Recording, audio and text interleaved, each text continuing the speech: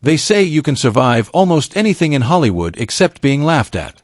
For years, Meghan Markle and Prince Harry built a carefully crafted narrative of being the ultimate modern victims, royal exiles fighting a cold, distant institution while searching for a private life in the backyards of multi-million-dollar mansions. But in the last few years, the shield of sympathy hasn't just cracked, it has completely shattered. The world didn't just stop believing the story, they started writing their own versions of it, and those versions aren't fairy tales, they are high-level comedy roasts. What started as whispers in British tabloids has transformed into a full-blown cultural reckoning led by the very people the Sussexes hoped would be their new peers. When the biggest comedians in the world, heavy hitters like Chris Rock and Jimmy Kimmel, decided to stop treating them with kid gloves and start treating them like the ultimate Hollywood joke, the game changed forever. This isn't just about a couple of jokes on a stage, it's about the complete and total dismantling of a brand that was once valued at hundreds of millions of dollars.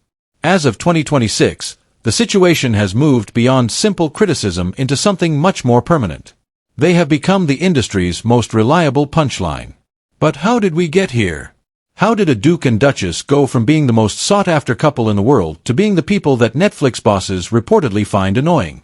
To understand the fall, we have to look at the moments the mask finally slipped. The first real explosion happened when Netflix dropped Chris Rock's live special. Rock didn't just tell jokes. He voiced the frustration of a global audience that felt they were being gaslit by two of the most privileged people on the planet.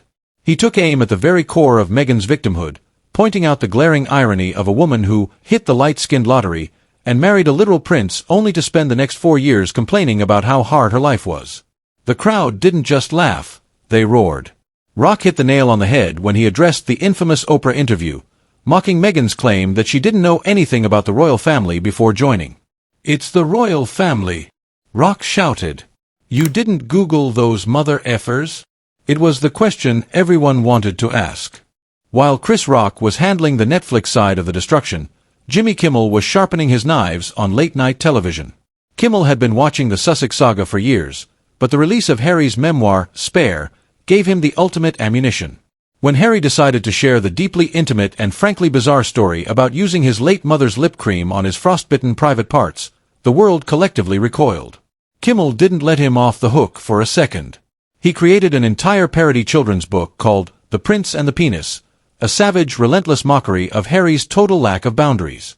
Kimmel pointed out the staggering hypocrisy of a man who claims he wants privacy above all else yet writes 400 pages about his most private physical issues and family squabbles.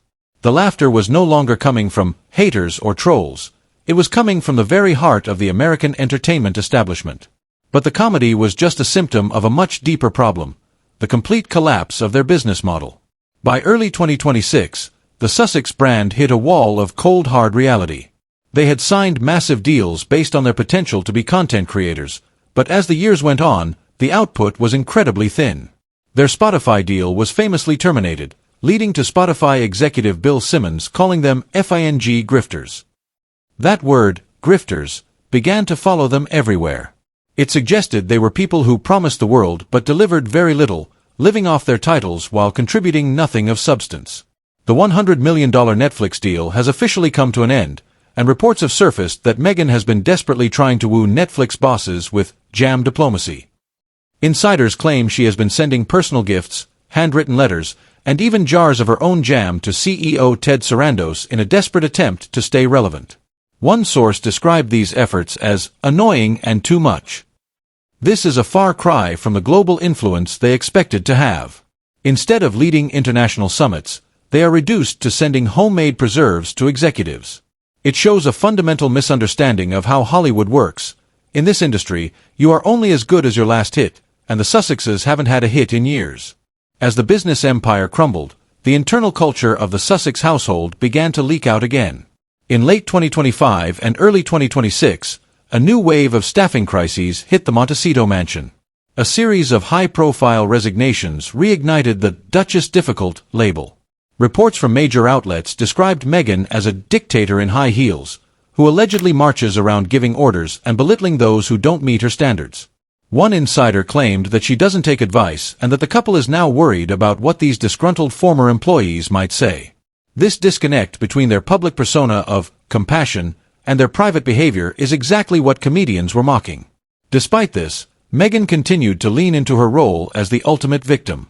In April 2026, she made a staggering claim, telling an audience she had been the most bullied person in the entire world. The backlash was instantaneous. Critics pointed out that calling herself the most bullied person felt like a slap in the face to actual victims of war and poverty. People began to ask, how can someone who lives in a $14 million mansion and travels with private security claim to be the world's biggest victim? The public isn't buying the act anymore.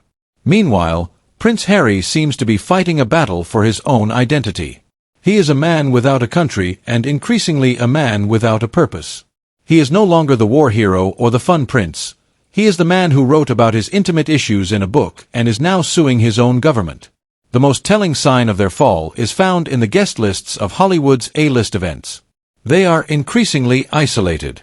People are afraid that if they invite Harry and Meghan over, the details of the conversation will end up in a podcast or a tell-all interview. They have become radioactive. Meghan Markle entered the royal family as Hollywood royalty and she left it as a cautionary tale. In 2026, as she sends jars of jam to unimpressed executives, the tragedy is no longer the cold palace, it's that she has become the very thing she feared most, irrelevant. The fairy tale is officially over.